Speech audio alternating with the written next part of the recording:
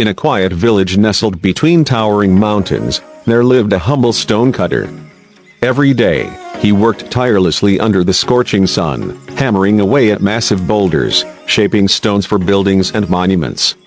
Though his work was essential, he often felt unnoticed and unappreciated. One afternoon, after hours of exhausting labor, the stonecutter wiped the sweat from his brow and looked up at the sky. In the distance, he saw a wealthy merchant riding through the village on an elegant horse, dressed in fine silk robes, surrounded by servants. The villagers stepped aside, bowing as he passed. The stonecutter sighed.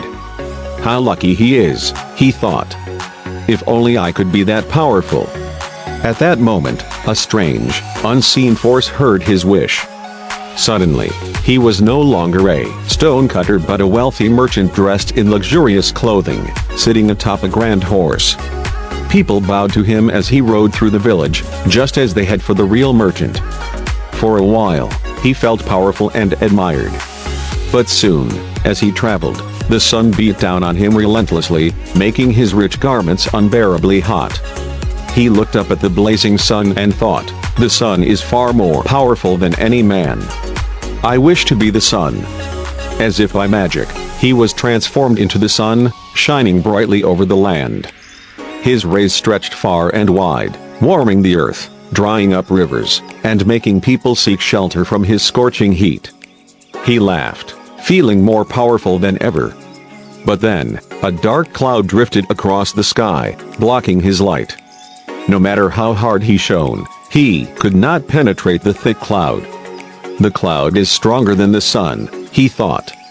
"I wish to be the cloud." Instantly, he became a mighty storm cloud, floating across the sky, bringing rain and thunder. He poured heavy rain upon the fields, flooded the streets, and caused people to run for cover. He felt invincible. But then, a strong wind began to blow, pushing him across the sky, scattering his raindrops. He had no control over where he moved. "The wind is stronger than the cloud," he realized. "I wish to be the wind." The stonecutter turned into a fierce wind, roaring across the land, toppling trees and shaking houses. He swept across mountains and valleys, feeling the thrill of boundless movement. But then, he came upon a massive rock, a towering mountain that refused to be moved. No matter how hard he blew, the mountain stood firm, unaffected. "The mountain is stronger than the wind," he thought. "I wish to be the mountain." At once, he became a mighty mountain, standing tall and unshaken by anything around him. He felt powerful, immovable, eternal.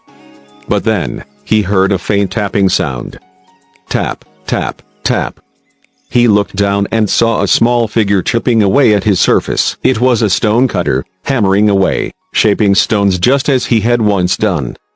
And at that moment, the stonecutter realized the truth. His original self had been strong all along. He had the power to shape mountains, to transform his world, not through wishes but through hard work and persistence.